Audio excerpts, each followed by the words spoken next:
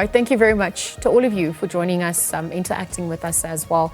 That conversation does continue at Morning Live and also using the hashtag Morning Live. Perhaps on that note, we're going to leave it there and continue with more of our stories for this morning. The inaugural Kaza Kamba Pan-African Theatre Festival. It's happening at the Market Theatre between the 14th and the 17th of November 2024.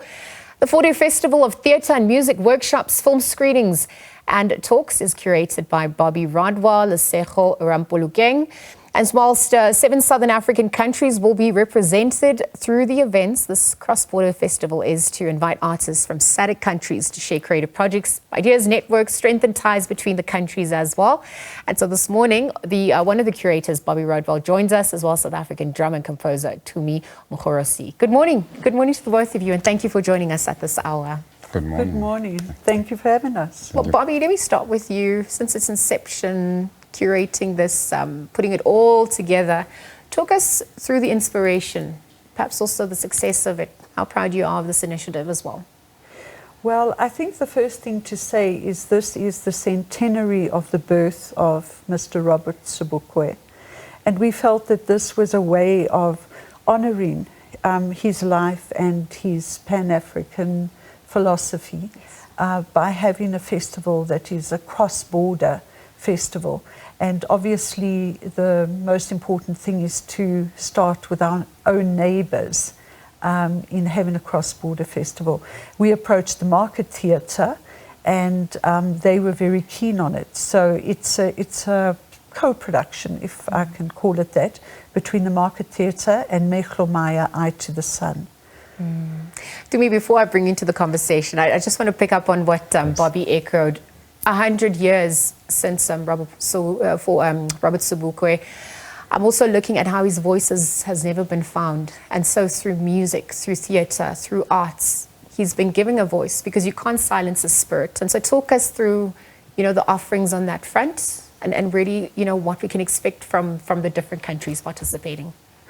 That's a very important point that you raised. The fact that Robert Sobukwe's voice has been erased. Yes. In fact, I know someone who is doing a study of trying to find his voice, which would be outside of South Africa because the apartheid government erased his voice completely.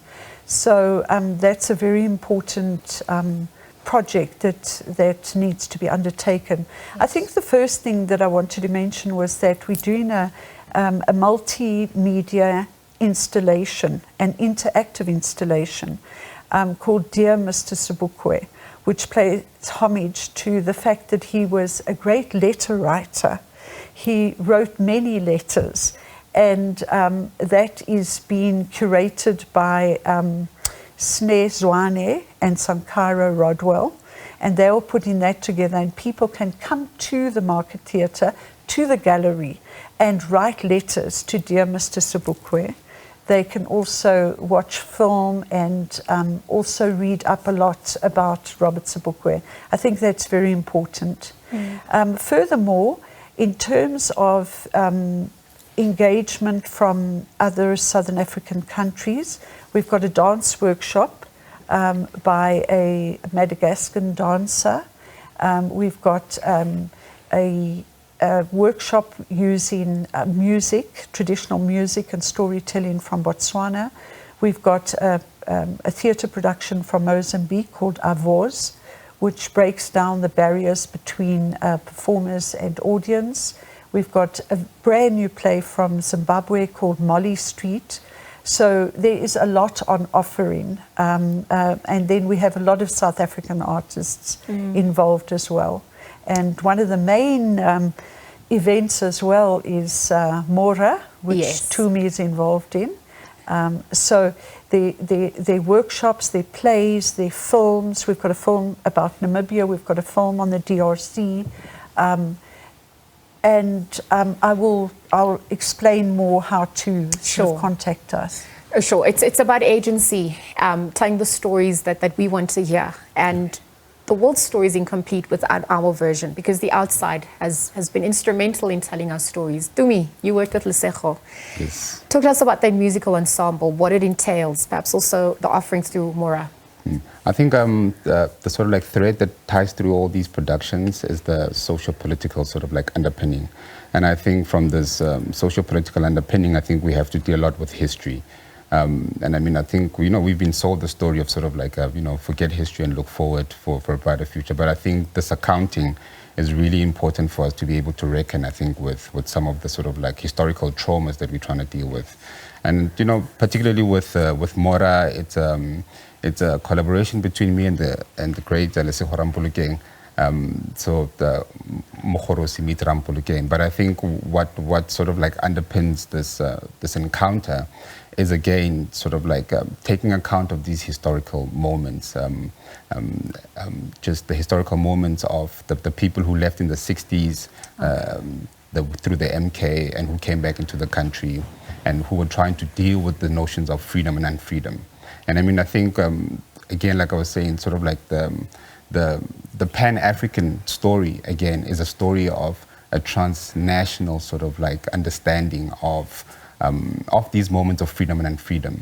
And I mean, I think Mora, within the context of South Africa, is trying to speak about beyond the ethnic national divisions, what the Black has been part of, sort of like the story of sort of like the historical subject that we can think about as a Black subject, right? Yes. And the subject who's always been seen as outside of the purview of justice.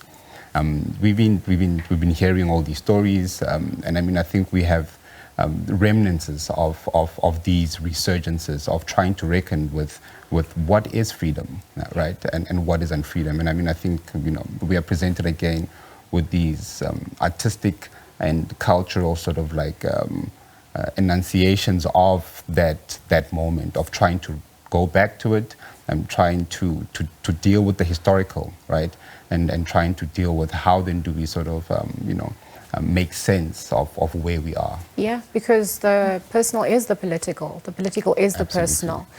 What questions were left unanswered for you, and how were you healed? Just very quickly.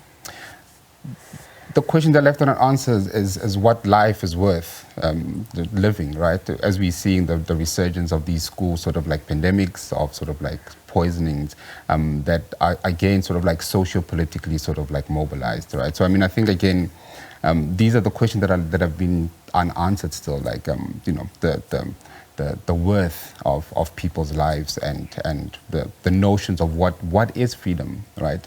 And how can we then, critically engage moments where we think that there are things that are sort of like unsaid, or the things that are still undone. So I mean, yes. I think we are in, continuously trying to think through these processes. And not trying to sort of like arrive in an answer, but I think this is a moment for us to do some kind of interrogative accounting. Yes, to heal and take accountability as well. Learn, unlearn, relearn.